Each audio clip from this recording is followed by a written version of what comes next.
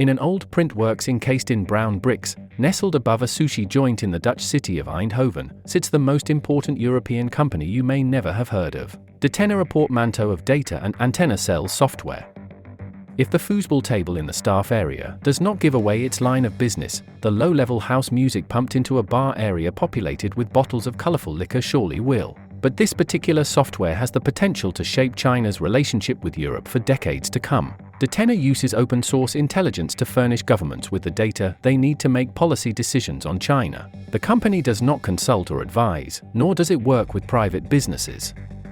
It only provides state actors with unfathomable levels of detail on the business, administrative and technological landscape in the world's second-largest economy. And, as governments look to build out economic security policies designed to curb or catch up with China's advancements, all while Beijing is restricting access to official data, this information is getting to be like gold dust. The company's software tracks an incredibly vast array of detail, including intricate details of over 45 million corporate entities and research institutes within China, Chief Executive Jaap van Etten said. Governments that buy the software as a service can trawl through reams of data, as they would using a search engine, to help them decide whether a Chinese company or organization investing in Europe or receiving European investment has military connections, for example. Detena is more than a company, we are a response to a changing world, providing indispensable insights into China's techno-economic landscape, Van Etten said. In Europe, the topic of data is percolating through almost every conversation on China.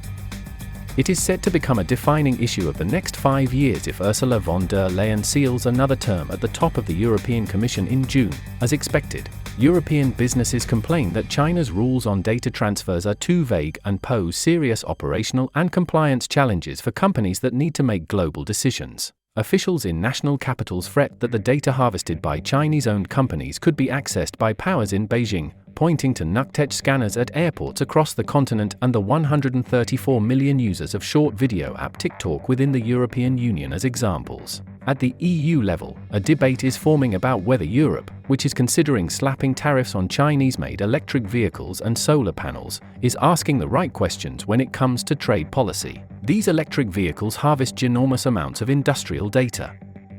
You may think you're simply driving a car, but China is building a massive database. We don't know what advantages this might bring, said a senior EU official, who asked not to be named. But in Brussels at least, the true value of data is most frequently talked about in relation to von der Leyen's plans announced on the last day of March a year ago to de-risk the relationship with China. Von der Leyen's economic security strategy calls for the 27 member states to screen outbound investments into sensitive sectors of the Chinese economy. It also pushes for an EU-wide export controls regime to stop sensitive tech falling into the hands of the People's Liberation Army. In a cafe in Brussels the day after the announcement, one senior official complained that the EU was not equipped to roll out such ambitious plans. How can we track private companies' investments in China, let alone control them? The official, nervous about the levels of data required to forge effective policies across 27 countries, noted there's a reason the US has spent 5 years working on outbound investment screening and still doesn't have a plan. If all von der Leyen wants is an announcement that can be ready tomorrow. But if you want a functional policy, that will take years, the official said. The situation had barely progressed in January, when the EU released further details on the package, along with an announcement that consultations and risk assessments among the member capitals would take more than a year. At the time, European Trade Chief Valdis Dombrovskis told the Post that on outbound investment, that's certainly an area that many member states have voiced caution or criticism. But it's clear that we don't have much information because neither EU nor member states are actually monitoring outbound investment and doing risk assessments on investments that may end up being sensitive technologies, he said, adding that data gathering would start now. Van Etten sympathizes with the policymakers' plight.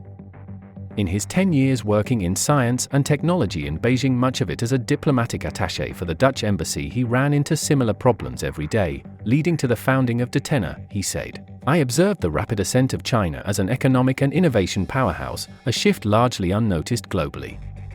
It became clear to me that there was a pressing need to understand this transformation and its geopolitical implications. With his background in software engineering and experience with a search engine company, Van Etten saw the untapped potential of open-source intelligence, especially regarding China's advancements in universities, companies, and road I understood that traditional, manual data collection methods were inadequate to keep pace with China's rapid development, he said. As governments scramble to build a comprehensive picture of investment flows into China, Datena is arguably uniquely positioned to capitalize. We recognized as early as 2014 the significant impact China was poised to have on the global economy and the technology sector.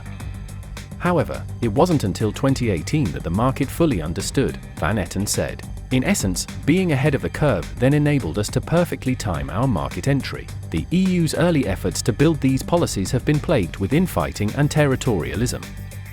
Member states have accused Brussels of trying to seize powers that ordinarily reside in capitals, and of conflating national security issues with economic concerns. It's going to be extremely difficult, said Francesca Giretti, a specialist on the European economic security landscape at the Centre for Strategic and International Studies. Most member states not only don't have that data, but they don't know how to gather that data. And they barely have the capacity to gather the data on inbound investments, let alone on outbound export controls, she said. But accessing the data is only part of the problem, according to Giretti. Capitals are also reluctant to share sensitive commercial information among fellow EU members, which also compete with each other economically. There is a security issue too.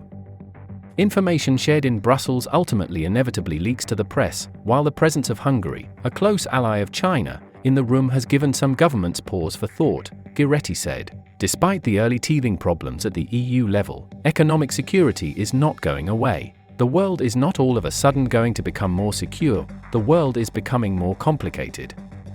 Eyes and minds will become more focused on these issues, said another senior EU source. Van Etten describes the task facing policymakers of piecing together the economic and technological puzzle of China as formidable, especially when it comes to implementing export controls and managing outbound and inbound investments. The primary challenge is the scale. Maintaining the data on a daily basis could easily turn into a full-time job, with the laborious nature of data gathering making a huge market opportunity for Datena and other providers, he said. To draw an analogy, when you need to write a letter, you don't create a new word processing software, you use existing tools like Microsoft Word or Apple Pages. Similarly, in navigating the intricate economic landscape of China, the use of specialized software becomes indispensable. According to Van Etten, Europe is on a journey towards understanding the full scope of the implications of data in economic and security policies. There's a growing realization, in the West, of how integral this data is, not just to China, but to any major player on the global stage, he said. Better data leads to better intelligence. This is a lesson that China, through its history of catching up and now leading in certain areas, exemplifies, and one that the West is increasingly appreciating.